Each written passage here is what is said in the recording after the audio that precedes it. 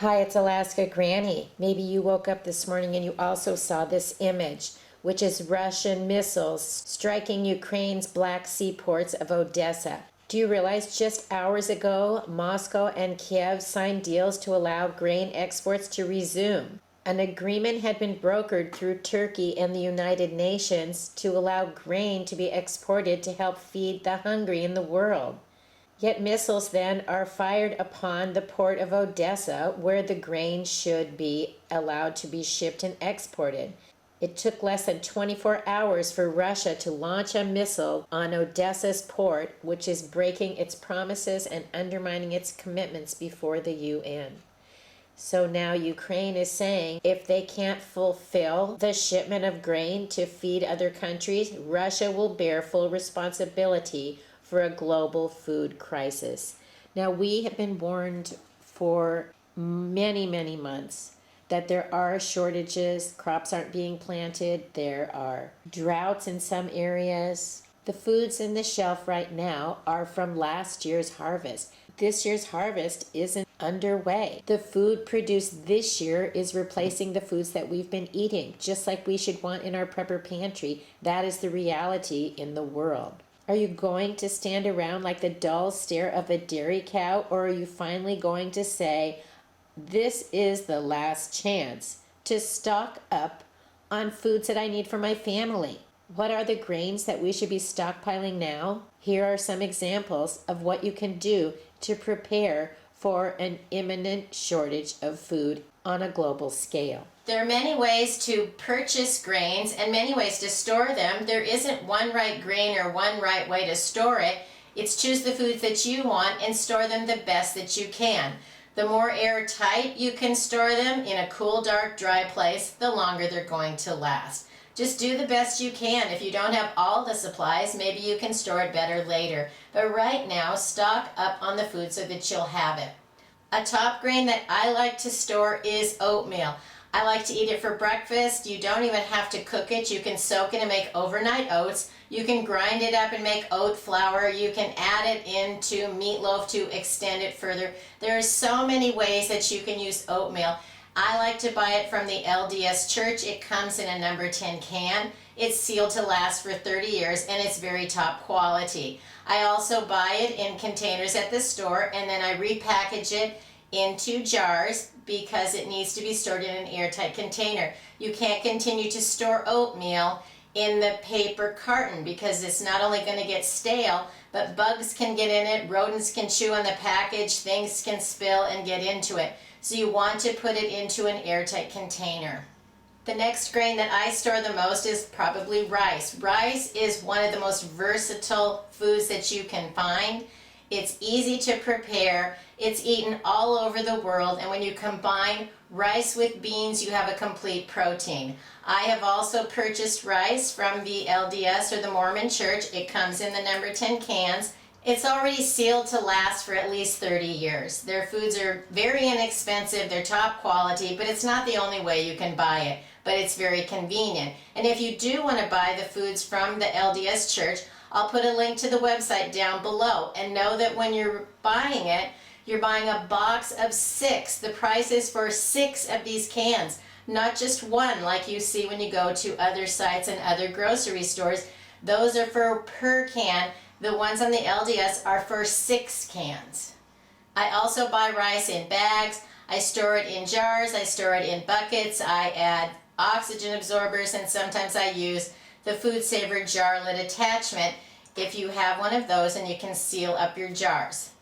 Another food I like to buy in the number 10 cans is flour. It comes already sealed for a long-lasting shelf life.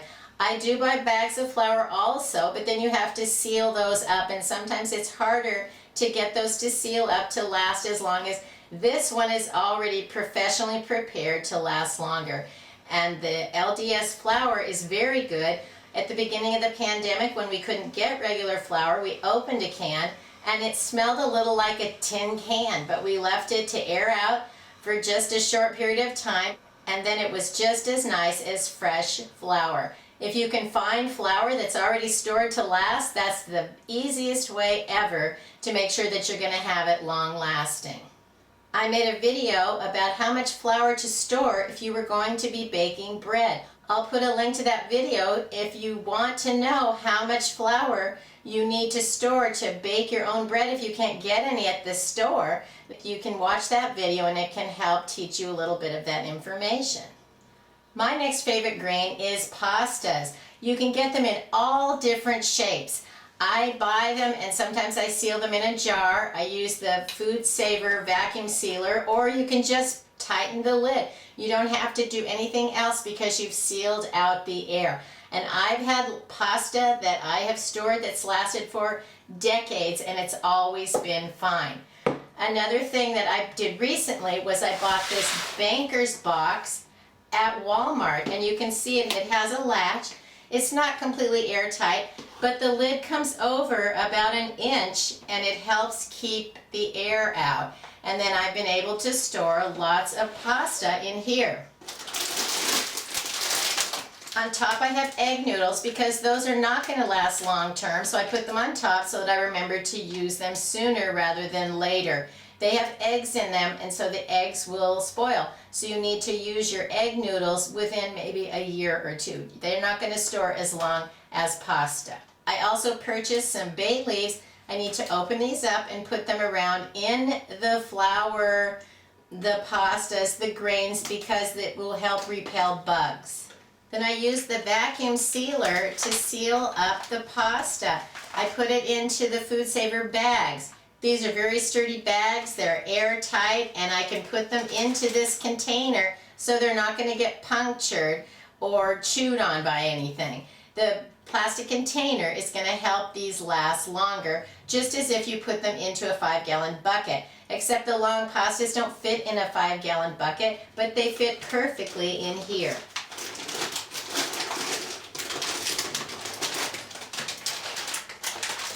Get a variety of shapes, but pay attention to how much more space the shapes take up than, say, just a spaghetti noodle. I have 2 pounds of pasta spaghetti noodles in here, and this is 1 pound of penne. You can see because of the shape of it, it takes up far more space.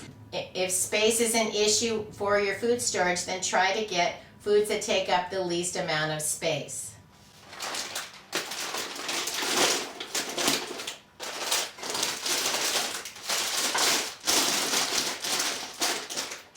I can load these in, push down the lid, and seal it, and it's going to help my food last longer.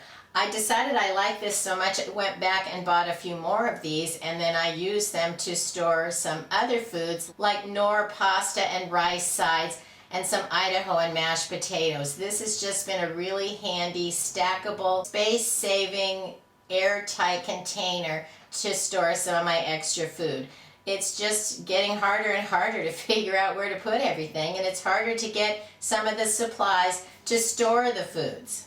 Another grain to think about is barley. Barley is great. You can add it into soups and stews. You can cook it up and serve it like a hot breakfast. There's lots of things that you can do with barley. So if it's a grain that you like, get some and store it in an airtight container. Popcorn. Popcorn is great. You can grind it up if you want and make it into flour. You can make popcorn. How easy is that? It's a delicious, easy way to have extra grain on hand, and the popcorn is going to last nearly forever. You want to make sure that you store it correctly. There's a little tiny drop of moisture inside each kernel, and then when it heats up, boom, that's what makes it pop. Store your popcorn airtight so that that little kernel doesn't dry up. But if it does, you can still grind it up and use it to make cornmeal. Quinoa is another great grain to have on hand. I just shoved the bag inside the jar. It gives it an extra layer of protection, and then there's a lot of interesting information on this bag, so I wanted to be able to read that and refer to it when I wanted to cook some of my quinoa. If gluten sensitivities are a concern for your diet, then you can look at the Bob's Red Mill. I picked up the one-on-one flour. It's a gluten-free flour replacement, and the one-on-one you can use substituted exactly as is into your recipes for banana bread or whatever you want to make. and you don't have to try to convert it like many of the other types of gluten-free flours. The Bob's Red Mill one-on-one, you can just measure it the same. Another item I like from Bob's Red Mill is the egg replacer. It's not eggs, it's made out of potatoes, tapioca, and flour, but you use it just like you would an egg. You stir it into your recipe to replace the actual farm eggs. This is a great product for baking. It has the equivalent of 34 eggs in it. The cost of eggs is just rising ridiculously, and so that's another reason you might want to have this on hand to go with your other baking supplies. And if you're planning on baking with some of these, make sure you stock up on baking powder, baking soda, salt, and yeast. Then you can also look at some of the products that you would use that would be packages of foods that include grains that you enjoy eating. If you like grits, get a box of them, but don't store them in the box, then put them into an airtight container. I store the grits in a jar, and then be sure you label whatever you put into a jar and that you tape the directions on it if you want to be able to refer to it quickly when you pull it out of your pantry and you want to prepare it. Another cereal you might consider looking for, if you like it, is cream of wheat. If you like making pancakes, it's great to have the Just Add Water pancake mix. I usually buy the big bags from Krusty's and I put those in an airtight container. And then I've also found some of these at the Dollar Tree, and these are just the right size that you can use them to bake a loaf of bread. With a pancake mix, a beer, and some butter, you can make a nice full loaf of bread. I'll put a link to that video in case you're wondering on how to make pancake mix into bread. Rice is great, but you may not always have the time, or maybe your power goes out. You can just boil a little bit of water and put it over minute rice, and your food is ready faster and you don't need as much power to get it cooking. Plus, if you're going camping, it's nice to have some rice along and you want to maybe make a campfire meal, and you can add some of this into your foil packets. Think about foods like stovetop stuffing, hamburger helper, that you would add other ingredients, but they're full of grains to help make a bigger, better meal. I also have some instant oatmeal packets. I put those into an airtight container. These are great. You can just pull one out, add a little boiling water, and it's ready to go. If you want to put something in your bug out bag, look for some of the just open and eat things that include grains. It's very important that we keep prepping, we keep gathering food for our long-term prepper pantry food stockpile, that you buy foods that you know how to use, that you're willing to eat. Then you need to prepare them, rotate them, and replace them. If you don't have an ample supply of foods right now, when you go to the store, if you buy one, then instead buy two. You have one that you might want to use and one to put in your pantry. Then when you finish one, then you buy another one, or if you want to build your stockpile, you would buy two. So then you're buying foods today when they're probably going to cost less than in the future. So prepping is really sensible. We know that there are shortages. We also know that there are winter storms. There are summer hurricanes and tornadoes. There are times when we might get sick, or we just don't want to go to the store. If you have a nice amount of food in your pantry, you don't need to go to the store if you don't want to, or it isn't safe because of some crazy event that's going on. You have the choice to stay home, enjoy your time with your family, put a meal on the table, and you don't have the stress and the pressure of what am I going to make for dinner. You're going to have options. Prepping means preparing your family to have life run as smoothly as possible. We want every day to be the best it can be for ourselves and our family, and having plenty of food on hand is one way to make sure that that happens. If you enjoyed my video, I hope you'll share it with someone else you think might like it. Please subscribe to the Alaska Granny channel.